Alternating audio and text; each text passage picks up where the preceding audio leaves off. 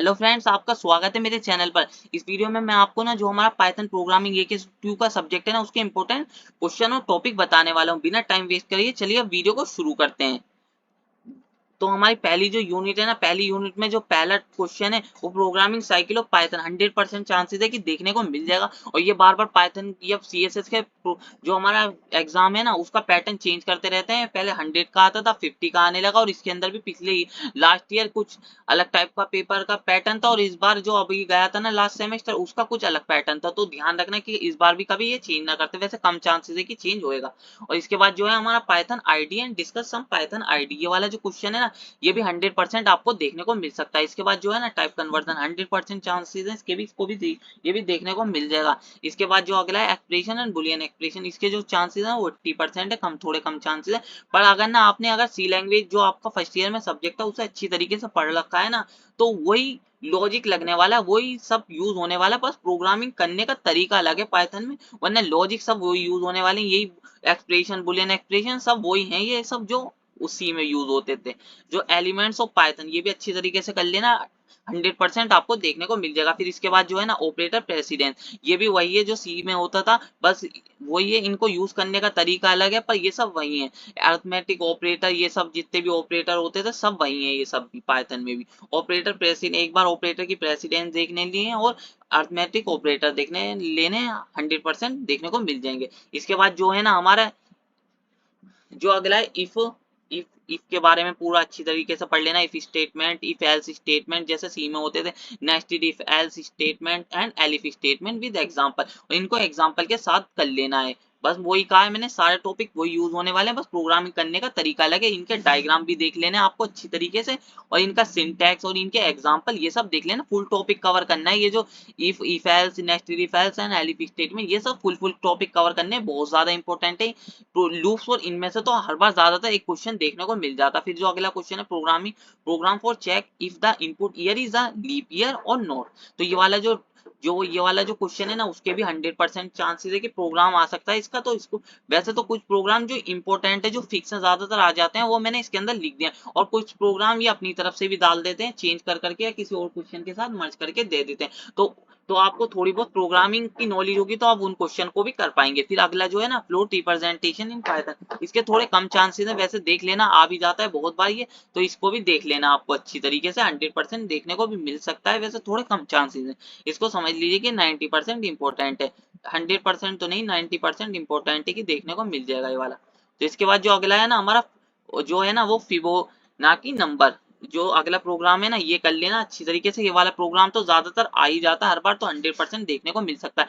एक बार अगर आप रिकर्सन वाला कर लेते हैं, ये नॉर्मल वाला है, या अगर नॉर्मल वाला करेंगे तो आपको दोनों करने पड़ेंगे, रिकर्सन वाला भी, क्योंकि रिकर्सिव प्रोग्राम भी बहुत बार पूछ लेता है। अगर आप डायरेक्ट रिकर्सिव प्रोग्राम कर लेते हैं तो आपको नॉर्मल वाले की करने की जरूरत ही नहीं है, डायरेक्ट रिकर्सिव प्रोग्राम एक ही कर लीजिए, दोनों में लिख देना। अगर ये नॉर्मल वाला पूछे उसके अंदर भी, और रिकर्सिव अगर रिकर्सन नहीं लिखे तब भी वही प्रोग्राम लिख सकते हैं, अगर रिकर्सन पूछे तो तब भी वही प्रोग्राम लिख सकते हैं। फिर जो अगला लूप का फुल टॉपिक करना है, इसका डायग्राम, सिंटेक्स और इसका एग्जांपल। लूप के बारे में पढ़ लेना, फॉर लूप के बारे में पढ़ लेना, व्हाइल लूप के बारे में पढ़ लेना, डू व्हाइल लूप के बारे में पढ़ लेना, एंड नेस्टेड लूप के बारे में पढ़ लेना विद एग्जांपल, डायग्राम और सिंटेक्स सब अच्छी तरीके से पढ़ लेना, बहुत ज्यादा इंपॉर्टेंट है ना। इसके अंदर से जो फर्स्ट क्वेश्चन है ना इफ एल्स वाला, और ये वाला लूप वाला और ब्रेक वाला, तो सब में ज्यादा इंपॉर्टेंट क्वेश्चन है। और मैंने प्रोग्राम बता ही दिए, जोन जोन से आ जाते हैं इंपॉर्टेंट, तो मैंने वो लिख भी दिए हैं आपको। और ये जो अगला है ना लूप के बारे में अच्छी तरीके से पढ़ लेना, सब लूप के वही है जो सी में यूज होते थे, तरीका भी वही है, थोड़ा सा बस तरीका चेंज है यूज करने का इनको, पर लूप भी उसी तरीके से यूज होते हैं, बस थोड़ा तरीका चेंज है। और ब्रेक एंड कंटिन्यू स्टेटमेंट भी पढ़ लेना है, ये अच्छी तरीके से आपको आने चाहिए ब्रेक एंड कंटिन्यू स्टेटमेंट, क्योंकि ये बहुत ज्यादा इंपॉर्टेंट है, ये भी हर बार ज्यादातर क्वेश्चन पूछा जा रहा है, मैंने देखा है इसे। तो ये वाला क्वेश्चन भी आपको अच्छी तरीके से कर लेना है। इसके बाद जो आ जाते हैं हम यूनिट 3 पर। यूनिट 3 में जो पहला है ना define function and different parts of function and execution of function, तो ये सब पढ़ लेना, 100% आपको देखने को मिल सकता है पहला क्वेश्चन। फिर स्कोप रूल्स इन पाइथन, ये थोड़े कम चांसेस है, 80% है, तो इसको थोड़े कम चांसेस है देखने को मिलेगा। पर स्ट्रिंग एंड स्ट्रिंग स्लाइसिंग, ये वाला क्वेश्चन जो है 100% आपको देखने को मिल सकता है, तो बिल्कुल भी नहीं छोड़ना। फिर जो अगला है ना concatenation on string and indexing of string, इसके भी थोड़े कम चांसेस है, 80% देखने को मिल सकता है। पर लैम्डा एक्सप्रेशन, जो ये लैम्डा एक्सप्रेशन है ना इसके 100% चांसेस है कि इसको एग्जाम्पल के साथ कंप्लीट कर लेना। आपको लैम्डा एक्सप्रेशन को 100% देखने को मिल सकता है, 100% देखने को मिल सकता है, तो आपको अच्छी तरीके से उसे कर लेना। फिर इसके बाद difference between arrays and list, तो ये भी मैं क्वेश्चन देख रहा हूँ आ रहा है, तो ये वाला भी क्वेश्चन आपको 100% देख लेना है। और आपको ना टपल, डिक्शनरी, सेट और लिस्ट के बारे में पढ़ लेना, थोड़ी बेसिक नॉलेज ले लेनी है इनके बारे में। इनसे वैसे कुछ भी क्वेश्चन आ जाते कभी कभार, पर इनकी बेसिक नॉलेज तो आपको होनी चाहिए। तो इनके ऊपर वो प्रोग्राम भी पूछ लेता है, कुछ भी पूछ सकता है, पर इनकी बेसिक नॉलेज आपको ले लेनी है, इनकी टपल की, डिक्शनरी की, सेट की और लिस्ट की। और अब चलते हैं यूनिट 4 पर। यूनिट 4 में modules in Python, importing a module, सब में ज्यादा इंपॉर्टेंट क्वेश्चन है। हर बार ज्यादातर पूछा जा रहा है, या तो शॉर्ट में पूछे या लॉन्ग में पूछे, पर हर बार पूछा जा रहा है, या अलग अलग करके पूछ सकता है। इनको 100% देखने को मिल सकता है, तो इसको बिल्कुल भी नहीं छोड़ना है। फिर तो आप चलते हैं सेकंड क्वेश्चन पर। सेकंड जो क्वेश्चन है, explain sieve of Eratosthenes with example, ये जो क्वेश्चन है ये कर लेना, 100% देखने को मिल सकता है आपको ये वाला भी क्वेश्चन। फिर इसके बाद जो अगला है ना, file handling and file handling के बारे में पढ़ लेना है, ये वैसे तो आपने सी में पढ़ा होगा। और file input output operation in Python, ये पढ़ लेना, input output operation in Python के। और इसके बाद जो है ना, abstract data types in Python, ये भी 100% देखने को मिल सकता है, तो इसको पढ़ लेना। Difference between module and package, ये भी पढ़ लेना, 100% देखने को मिल। और ये वाला ज्यादा इंपॉर्टेंट क्वेश्चन है, मॉड्यूल्स और सेकंड, फर्स्ट, सेकंड और फिफ्थ, ये सिक्स बहुत ज्यादा इंपॉर्टेंट क्वेश्चन है। और क्लासेस इन पाइथन अच्छी तरीके से आना चाहिए, ऊप्स का कॉन्सेप्ट आना चाहिए, ऑब्जेक्ट ओरिएंटेड प्रोग्रामिंग आपको पता होनी चाहिए क्या होता है, और इनहेरिटेंस इन पाइथन, ये वाला ज्यादा इंपॉर्टेंट क्वेश्चन है, तो इसको आपको अच्छी तरीके से कर लेना है।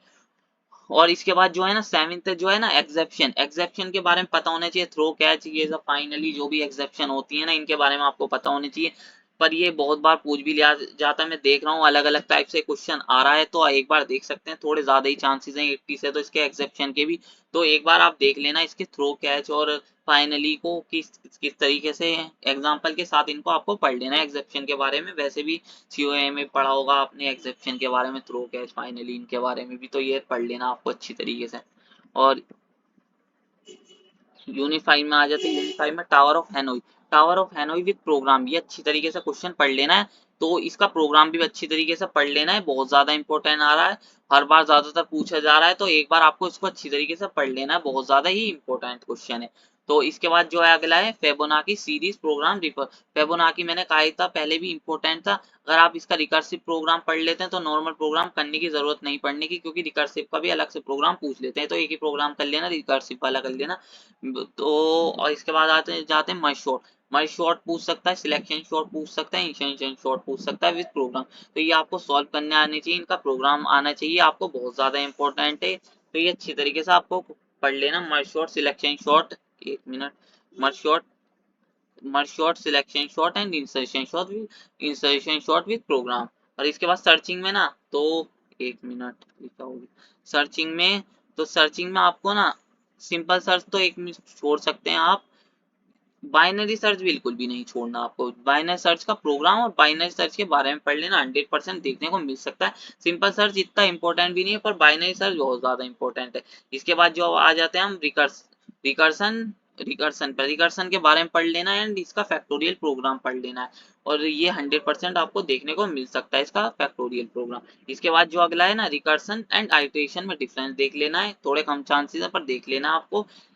और प्राइम प्राइम नंबर प्रोग्राम भी देख लेना है, ये भी ज्यादातर पूछे जा रहा है, मैंने बता भी दिया आपको जोन जोन से प्रोग्राम ज्यादातर पूछे जा रहे हैं। और कुछ प्रोग्राम अपनी तरफ से पूछ लेता है, वो किसी भी यूनिट से पूछ लेगा, तो अगर आपको प्रोग्रामिंग आती होगी तो वो क्वेश्चन कर लेंगे।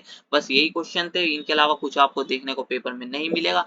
बस अगर आपको वीडियो अच्छी लगे तो वीडियो को लाइक और चैनल को सब्सक्राइब कर लीजिए। हम मिलते हैं इसी तरीके की नेक्स्ट वीडियो में।